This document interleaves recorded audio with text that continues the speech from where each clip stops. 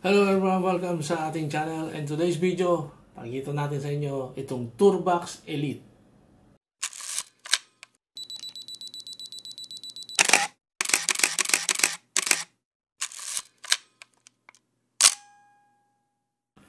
Welcome back guys. So today, ipakikita natin itong Turbox Elite. Ito yung isang console na pwedeng mag-edit photos and videos. So hindi lang siya pwede sa Adobe, no? Marami pa siyang gamit. May makikita natin. So ito guys, ito yung presyo niya, no? The time na ginawa ko itong video. Actually, meron mga nauna dito. Meron silang Neo, Turbox Neo. Yun yung basic, and then naglabas sila nito. So guys, ito yung build quality nito. Medyo talagang matibay siya.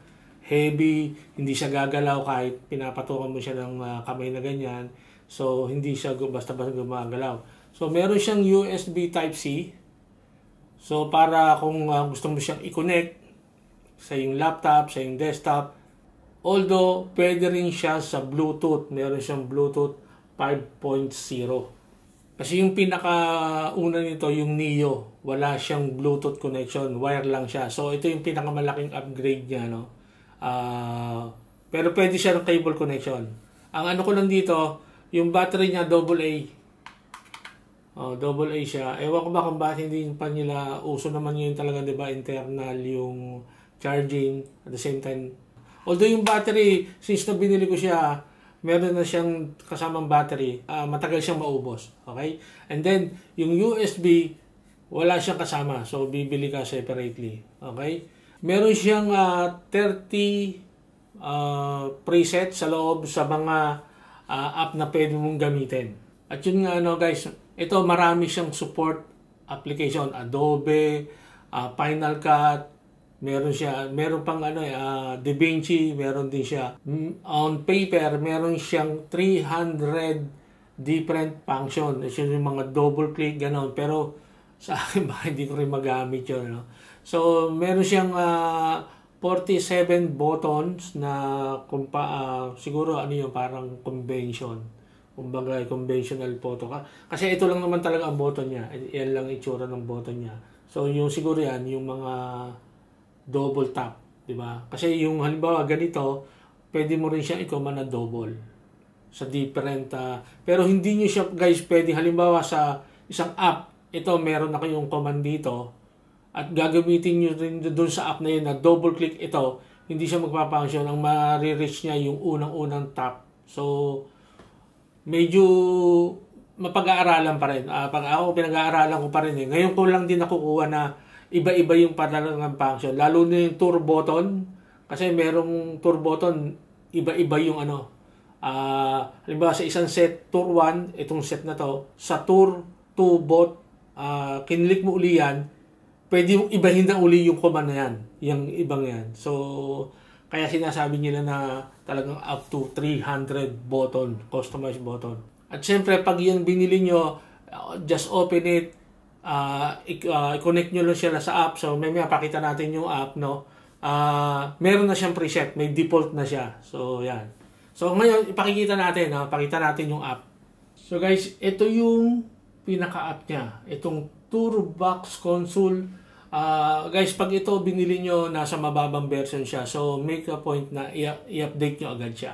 Okay? So, ito yung pwede niyang gamitin. Ito yung, default to Naka-default to na, ayan, yung auto switch na lang. So, kung ano yung naka-open, doon siya pupunta automatic. So, now, naka-open yung Lightroom natin. May mapakita natin. Pero naka-open na siya sa kabilang screen ko. Hindi nyo na nakikita. But here, makikita nyo, meron siyang Photoshop, Lightroom, and then, meron siyang yung Premiere, Capture One, Clip Studio, yan, Final Cut, DaVinci Code, CapCut. Meron din siyang CapCut at Tone Bone Harmony. Ewan ko kung ano yung Tone Bone Harmony. And then, kung mapapansin nyo, ito yung sinasabi ko sa inyo. Yung Premiere Editing at Premiere Grading. Yung tour button natin, yan yung nagsasabi niya. Pag pinindot niyo yung tour button, mapupunta yan sa either sa editing o kaya sa color grading. But now, pakikita ko sa inyo, sa sample natin dito, yung basic, yung function nito sa sa Lightroom. Kasi sa Lightroom, wala na ako talaga masyadong iniba. So now, we are here in Lightroom. I-open natin. So makikita nyo, yung may nalabas kasi yung guys, pag yan yung guide. So, pwede nyo rin paliitin yan, no? I think pinakamaliit na siguro to. Yan. Kung makikita nyo itong ating screen dito, ayan, yung may scroll, tap, side, tour, ayan yung tour, ayan yung knob, dial, ito yung left and right, up and down, ito yung tall, short. Pangalan lang yun ng button kasi nga, yung itsura. Ito lang maganda dito, may C1, C2 rin to. Ang maganda rin dito, kapag ito nakabisado nyo, hindi nyo na kailangan tumingin sa console. Kasi kakapain nyo lang siya, yung itsura lang niya, di ba? Iba-iba yung itsura niya. So, for example, ito hindi pa to roll lang to, no? Yung isa tong client natin. For video purpose lang, makikita nyo yung dial. Pag yung dial, nakita nyo, lumilipat siya. Yan. So, yan yung So, now, ito yung isa nating yung dial. So now, kung halimbawa basic natin, basic coloring, makikita nyo dito sa side na to, sa upper right, meron siyang general, color grading, calibration, and details effects. Pag yung up ang pinindot nyo, kung mapapasin nyo, lumabas yung general natin. Temperature, yung scroll naman ang gagamitin nyo dyan. Scroll, para makapunta kayo sa temperature, shadow. Pero guys, huwag nyo isasabay yung mouse. Kasi minsan hindi makontak. Mas priority niya yung mouse. So, ito, dito tayo. Ayan. So, ang ginagamit lang natin, itong scroll. Okay? Makikita natin yung scroll. Ayan yung scroll. Ayan ba? Ano lang natin. So, up tayo, scroll. Ayan yung scroll. So, halimbawa, shadow tayo. Ang gagamitin nyo naman ay yung knob. Oh. Ito, bakit knob? Ito, pa-explain natin. Ito, left and right counterclockwise, clockwise. Makikita nyo yan. Highlight. Pumunta kang shadow. Scroll nyo lang sa down. Ayan, sa shadow. Ayan, kita nyo. Ganyan lang basic. Ngayon, kung gusto nyo sa color grading, yung left naman, lalabas din yun sa highlights. And then, kung mapapansin nyo yung right side ng kung saan kayo gusto nyo mag-command, halimbawa sa mid, U, pupunta talaga siya doon. Makikita nyo. Hindi lang yung numbers at makikita nyo pa rin. Yung saturation, yan, makikita nyo ganyan. And then sa details effect, yung arrow down, yan, makikita nyo. Sharpening, yan, di ba? So basically, ganyan yung pinakamagandang sa Lightroom, no? Meron din tong customize. Yung action, pwede rin yung gawin dito. Okay? So halimbawa, yung katulad ng gusto nating makuha yung halimbawa yung setting nito, lagay natin to ng auto. So ayan yung halimbawa, yan yung auto. So gusto natin tong i-copy. Meron din yung command dito na pwede mong gamitin. Kita niyo yung side, ayan yung lalagay mo. Ang ilalagay mo, copy yung side. Right? Tingnan natin Pag pinindot mo yung side, copy. Bago doon mo, lang pala yun. Isang copy, bago click mo yung copy. And then, kung gusto mong i-paste dito, okay, so yung top, itong nakalagay na itong top na to.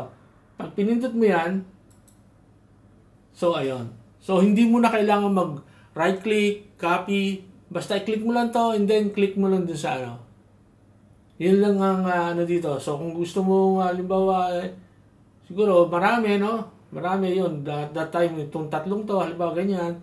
And then, paste mo lang.